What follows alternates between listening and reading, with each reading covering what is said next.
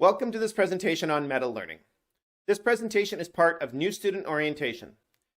It is primarily for students entering undergraduate, and it will also provide valuable information for students entering graduate school as it discusses the expectations of graduate students in research and provides strategies for teaching undergraduates. My name is Roy Jensen, and I primarily teach first-year chemistry. This presentation is on understanding the learning process, meta learning.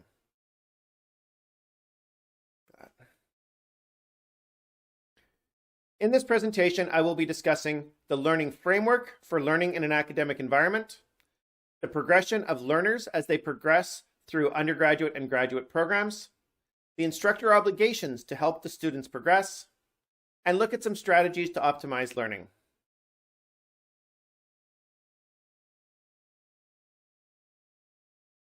Psychologists have studied learning extensively. This is a fragment of the current understanding of learning in an academic environment. I'm not going to be talking about everything on this slide during this presentation. This is high-level psychology. At the end of this presentation, I will direct you to a resource that provides more information and links to additional resources.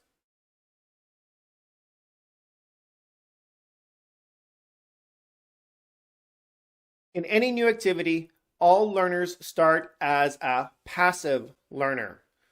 A passive learner expects to receive all the necessary information from the instructor. They then progress to being an active learner who participates in instructional activities at the direction of the instructor. The next level is that of an engaged learner who goes beyond the minimum assigned learning activities, prepares for class, reads additional material, and completes additional exercises out of interest and to better their understanding. And the highest level is that of a self-directed learner who independently identifies and investigates concepts out of personal interest. In general, high school students come in as passive or active learners. Undergraduate students leave university as an engaged learner. This is what employers expect. They want employees who take direction and go beyond the minimum to benefit the company.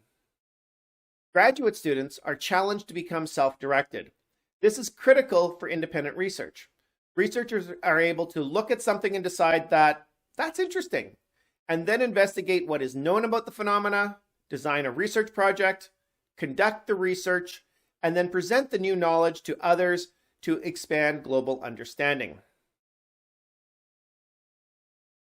For an example outside of academia, consider a hobby you have. Hockey, chess, martial arts, horseback riding, whatever. I will pick on horseback riding. When you first come to a ranch, you are a passive learner. You are initially very timid, unsure. You follow the instructions of the person who is leading you and teaching you. As you gain more experience, you become more active. You're interested in the activity, you're actively participating. Then you move to being engaged. You enjoy what you are doing. You're gaining more skills and competence, you come for extra practice, and you may be asked to help newcomers. And finally, you become self-directed, teaching others, entering competitions, taking people on outback excursions, and the like. These levels introduce the idea of motivation. Consider what you are interested in majoring in. You probably have an idea of what you want to become because of an external source. Someone you respect is a doctor, lawyer, engineer, a teacher, a scientist, a writer, maybe a business executive. You enter university to follow in their footsteps. These are extrinsic motivators. Then you take a course and you're like, wow, that is amazing. You have found something that you are passionate about. You want to learn more out of pure interest. These are intrinsic motivators. For example, psychology, anthropology, political science, these are some subjects that are not taught in high school, and they often fascinate students who take them for the first time when they are at university. Over 60% of students entering university change their major. They find that they are not good at math, and they struggle in their engineering or science program. They then find something that they are truly passionate about, and they follow that passion. You must do this. Your degree is going to guide your career for the next 40 years. Make your career something that you are passionate about.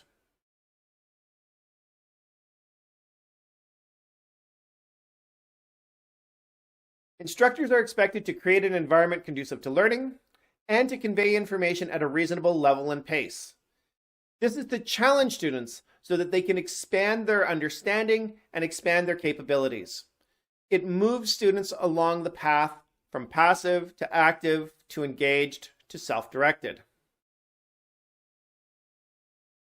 Instructors are expected to use effective instructional strategies and to use effective assessment tools. Instructors will try new instructional and assessment strategies to expand their repertoire and to keep the class interesting for them and for their students. An excellent example of this happened in early 2020 with the pandemic lockdowns. It was chaos for students, instructors, institutions, parents, everyone involved. Teachers that have never taught online were suddenly forced to teach online, literally learning new instructional strategies on the fly. Institutions not set up for online instruction had to scramble to get sufficient technology in place for this. It was not perfect, and a lot of learning about online learning occurred in 2020 and 2021. You may have noticed that online classes were running better in subsequent terms. Another challenge with online instruction is the first point, creating a learning environment. This is easy to do in a class with 10 to 300 or more students. This is a controlled environment, and everyone that is there is focused on learning, and there are few distractions. Creating an online learning environment is brutally hard. People are in their kitchen, in their living room, or in their bedroom. There are many distractors that instructors cannot control: pets, other people, and chores like cooking, cleaning, laundry, etc. Engaging students in an online environment. Ultimately, the responsibility to focus falls on the students, which is a challenge for passive and active learners.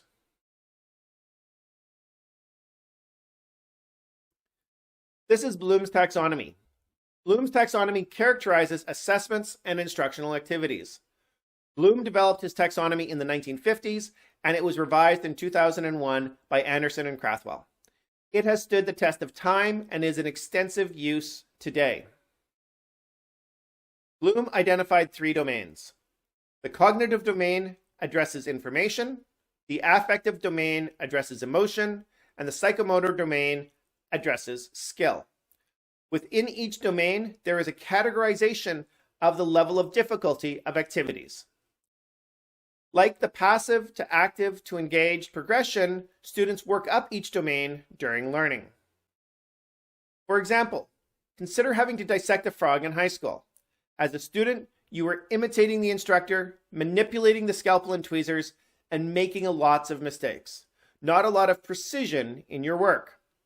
As a student, you struggle to remember the anatomy and to label the internal organs because reality looks very different from the textbook. As a student, you are trying to keep your emotions in check. Now consider that same student who has completed university, medical school, and is now a surgeon. The surgeon is precise with the scalpel and other instruments. Their use of medical and surgical instruments has been naturalized. The surgeon knows the anatomy completely, and they can analyze and evaluate the internal organs to determine where the issue is and to effect repairs. The surgeon is able to keep their emotions in check and to work dispassionately during the operation. While the surgeon is dispassionate, other medical staff are adept at working with emotions to aid patients: nurses, psychologists, social workers.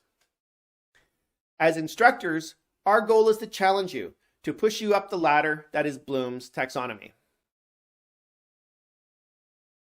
Much of university is focused on Bloom's cognitive domain. My background is in science, and this figure explains how science learning progresses through university. Ignore the keywords on the left-hand side. Focus on the science examples on the right. At the most basic level, students have the ability to recall information, to explain it, and apply it to solve problems. Solving problems is challenging. Laboratory work is also challenging. This is a brand new environment with expensive equipment. This is by design. We want to challenge you and develop your laboratory skills. So you are conducting experiments. You're collecting data and then analyzing that data. Again, these are challenging as you try to relate your activities to the laboratory and to the theories that you are learning in class. You are functioning at the moderate to high level of Bloom's taxonomy. As you progress through undergraduate, we challenge you with deeper knowledge, more precise experiments, and more comprehensive laboratory reports and presentations. You gain comfort and skill in the knowledge and laboratory activities. This is developing your cognitive and psychomotor domains. In graduate school, you are reading and evaluating the published literature, analyzing what other researchers have done, identifying limitations in the existing knowledge, and designing experiments to fill that knowledge. This is the first time you are doing these, and it is challenging for you, but you get better at it the more you do it during your graduate program.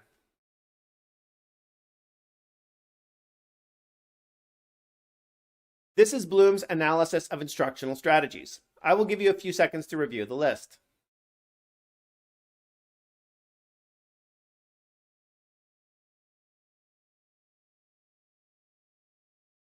Notice that the low-level instructional strategies are instructor-led. Lectures, videos, demonstrations. Students are passive during these activities. Moving up the ladder, more responsibility is put onto students. Instructor-led problem solving, questions asked by students and by the instructor. At the next level, we have student-led problem solving, solving real-world problems and group assignments and projects. And at the next level, things are getting more involved, more realistic, more independent, and more challenging. There's on-the-job training, such as co-op work terms, laboratory activities, directed research, and going to competitions and presenting at conferences.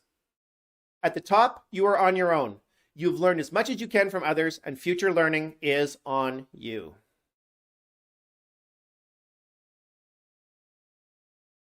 It is not lost on me that this presentation is a lecture. You are a passive viewer, and there is zero interaction. And your attention may be low, but there is no test on this. My goal is to provide you with information, to explain how it is relevant to your learning in undergraduate and graduate schools, and to give you some basic strategies to improve your learning. If this interests you, I'm providing a resource with more information in a few minutes. If it really interests you, consider taking a few psychology courses. In your classes, you will remember about 5% of the material that you receive through lecture, 10% of the information you read, 20% through audiovisual presentations, and 30% through demonstrations. I'm a chemist, and students are very engaged when something goes boom in a classroom. And this leads to a discussion on the underlying chemistry, which is why we do it. However, these are all passive instructional strategies. To truly learn material, you need to take an active role in learning, to work with your peers, to engage in problem solving and practice, to tutor and to teach each others. Doing these activities, you will remember around 50% of the material that is discussed through group discussions, 75% through practice, and 90% through teaching others. These are active instructional strategies. You will note that there is less responsibility on the instructor and more responsibility on the learner. It's at this time that I should discuss a very common misconception. It is widely believed that if you teach others, their grades go up and your grades go down. This is not true. In reality, everybody's grade goes up. By teaching others, their grades go up from, say, 50 to 60 or 60 to 70%. Yours go up as well because you are teaching them now from 85 to 90, 88 to 98, whatever. And if you teach and tutor many people, your grades go up even more. Ultimately, the best way to learn is to teach.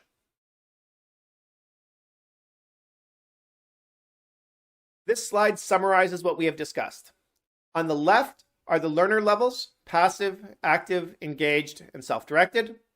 On the bottom is Bloom's cognitive domain: remember, understand, apply, analyze, evaluate, and create. But any domain could go here: cognitive, affective, or psychomotor. On the top are three forms of instruction: instructor-led, guided, and learner-led. Entering university, learners are on the bottom left. They are passive or active learners, they're unsure of themselves, and they're in a new environment. You are happy with remembering and understanding, which is what you had to do in high school. You are happy with the instructor leading the instruction.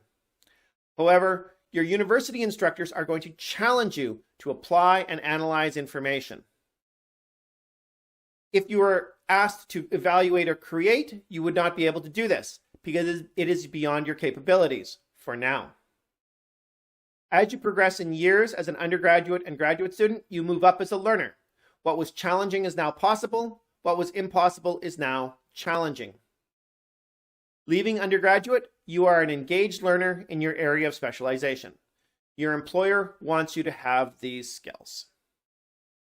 Continuing into graduate school, you progress to the level of self-directed learner in your area of specialization. Self-directed learners are not interested in the basics. Self-directed learners prefer to be working at the higher levels of Bloom's taxonomy. They prefer the challenge of expanding their understanding and better understanding of the world around them. More generally, self-directed learners are researchers. They start businesses, start consulting companies, and lead their own careers. Knowing this, you now have an idea of why instructors are using different instructional strategies and pushing you outside your comfort zone. Knowing this, you can better accept what these instructors are doing. Beyond the academics, other factors are critical for optimized learning. To learn effectively and efficiently, you need good nutrition, adequate sleep, and adequate physical activity. You probably won't guess who developed this performance triad and who is using it. The performance triad was developed by the US military. They realized that these three factors, sleep, nutrition, and activity, improved the learning of their soldiers in their classroom and the function of their duties in the field. Who is adopting it?